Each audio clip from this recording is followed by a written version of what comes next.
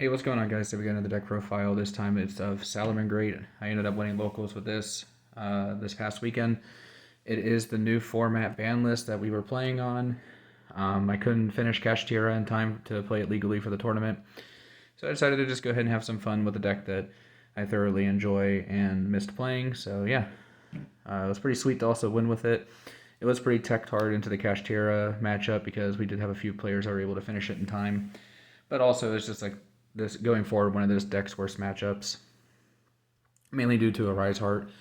So for my matchups, round one, I played against Hero. It was 2-0. Game one, I won the die roll, and I just got to set up like the full Roar Rage combo board.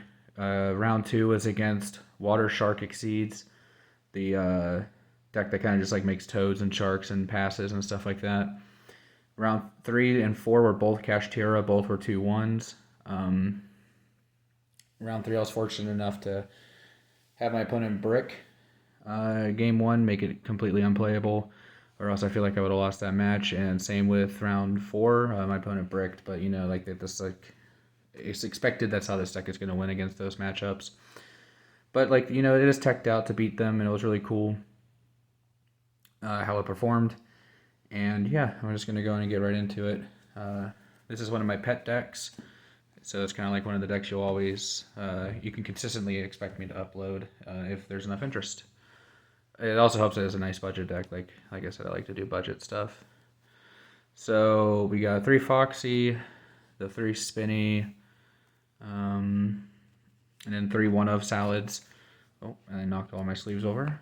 So these are the 3 one-of salads. We got a Falco, a Jaguar, and a Gazelle. I really, really, really wish I played Foul in hindsight, but I ended up not playing it because I didn't think it would be all that great, but there were a lot of times where I missed it. This is a clean 40 card deck, so I don't really know what I would probably cut for it, but yeah, I mean, I did miss it at some points, but you know, this is a pretty standard ratio. Most Salamangreat players know by now that you know you kind of want a nice trim or nice thin line of Salamangreat monsters. The most important ones are these two, as they get you to your Mirage Galio the easiest, but they're also the ones that just continually come back. It's also really important nowadays with this one to be able to pop Perlarino and Rathos. So for the salad spells, we got 3 Circle. Great to have this card back at 3. I never got to play it when they had 3 Gazelle and 3 Circle though, so we're hoping to get that soon. 3 Signet Mining, the the Will and the Sanctuary, and then I'm on 2 Roar and a Rage. So the reason we're on 2 Roar is because if you discard it or like set it up with the Gazelle, you can use the first one to add it or set itself and buy back something like Circle or Will, and then you still have access to the one in the deck. 1 Rage because you pretty much always just get this one back over and over again and continue the resource denial loop.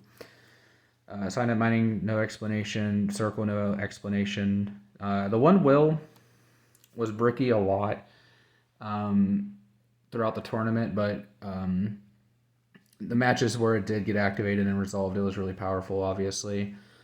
It just sets up the access code line so much more free. And then so you gotta play the 1 Sanctuary. It's kind of required for the deck to even function. There were 2 games that I had that banished off of the Mind Hacker banish face downs, which was really rough. And then for the non-salad Cybers,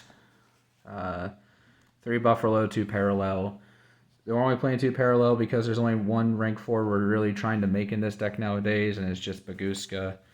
We're not really trying to make any other one. If you can set up the board with like Sunlight Wolf, Roar, or Rage, and then Parallel Exceed, or into Baguska, you're pretty golden. But it plays into the deck's weaknesses more, so there was no reason to play more and try to draw into it, where I'd rather just be one of my going second cards. So that's where the 3rd one wound up.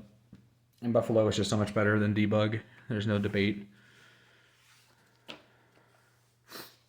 So for the going second cards, we got a handful. We got 3 Ash Blossoms, 3 Nibiru, 3 Triple Tactics, 3 Book of Eclipse, and then 3 Infinite Impermanence. So Nibiru is really good this format. Not the first person to discover this fact, but it's really powerful. Your deck doesn't really care if you just have this big rock on your field, which is another strength to the deck.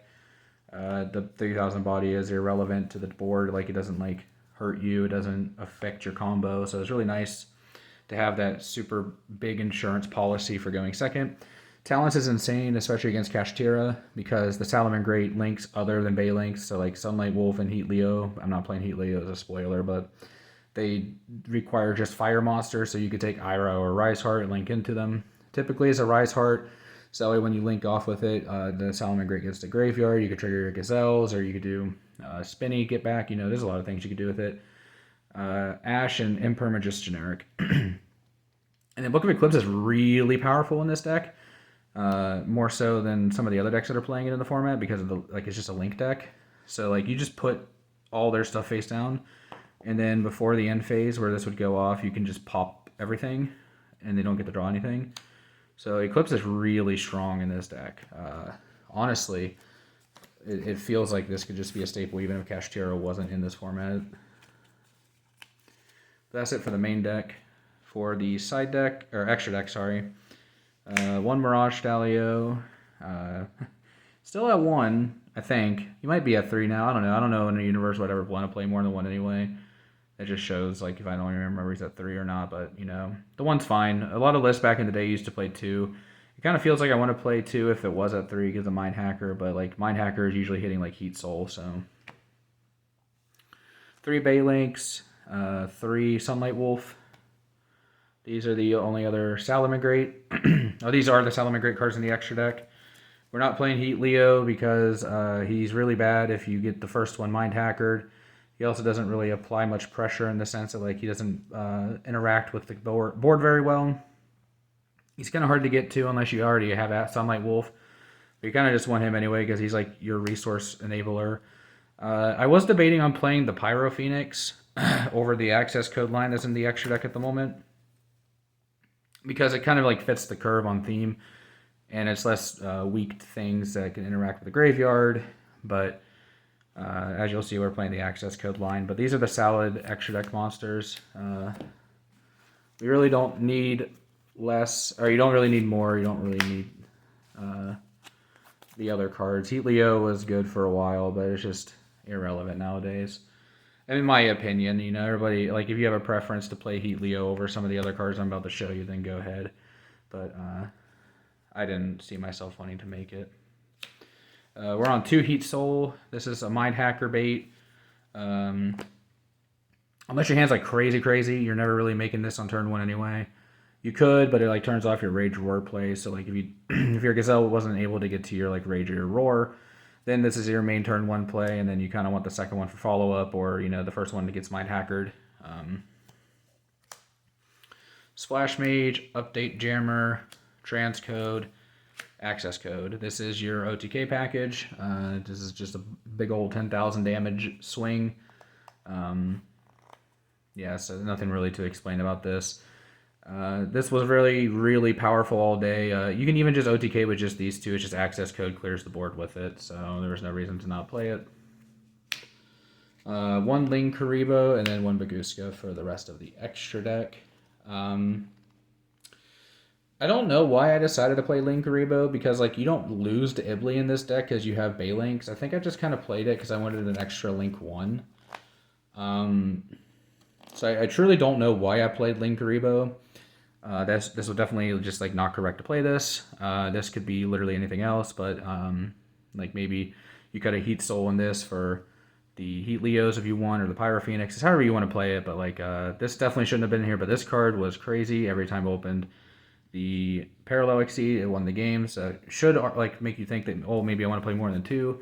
But like I said, you're already losing to new format trends with Nibiru and Lava Golem.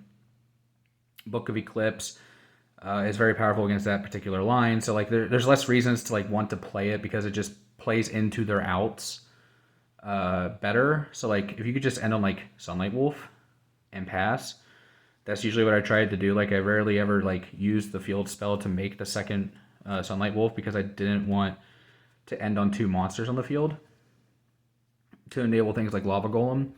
So there's a lot to think about with that. That's where the strategy and the decision making aspect of this deck becomes like it shows you who the good players are with the deck.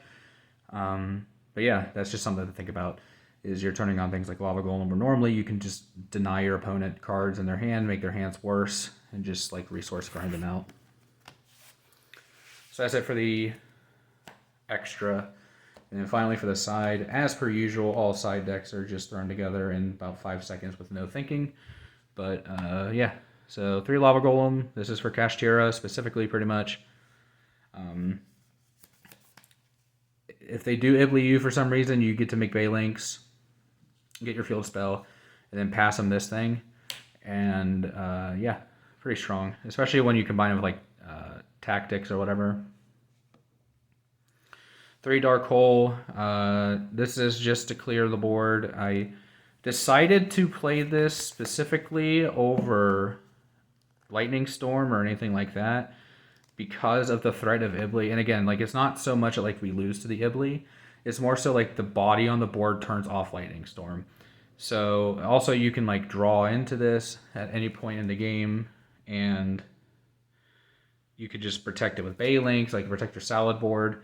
So like if it's pretty much just Regeki, but it can clear the Ibly if you have, or it could clear the Ibly as well.